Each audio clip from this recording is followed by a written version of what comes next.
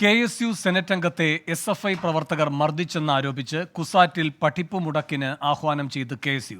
University കലോത്സവം നടത്തിപ്പുമായി ബന്ധപ്പെട്ട തർക്കമാണ് സംഘർഷത്തിൽ കലാശിച്ചത്. ഇന്നലെ വൈകുന്നേരമാണ് സെനറ്റ് അംഗം കുര്യൻ ജോസഫിന് നേരെ ആക്രമണം ഉണ്ടായത്.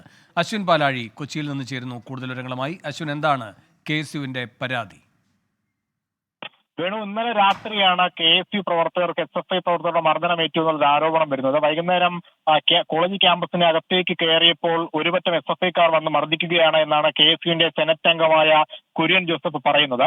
പ്രധാനമായും കഴിഞ്ഞ കുറെ നാളുകളായി കലോത്സവ നടത്തിപ്പുമായി ബന്ധപ്പെട്ട് യൂണിവേഴ്സിറ്റി കലോത്സവ നടത്തിപ്പുമായി ബന്ധപ്പെട്ട് SFI KSU സംഘർഷം ക്യാമ്പസിൽ നിലനിൽക്കുന്നുണ്ട്. കലോത്സവം അവസാനിച്ചതിന് ശേഷമാണ് ഇന്നലെ ഈ SFIയുടെ കൊടിമരം തകർക്കപ്പെടുന്നത്. അതിനുശേഷമാണ് KSU പ്രവർത്തകർക്ക് മർദ്ദനമേൽക്കുന്നതും. എന്തായാലും ഈ സംഭവത്തിൽ പ്രതിഷേധിച്ചാണ് ഇന്ന് KSU പഠിപ്പ് മുടക്കിന് ആഹ്വാനം ചെയ്തിരിക്കുന്നത്.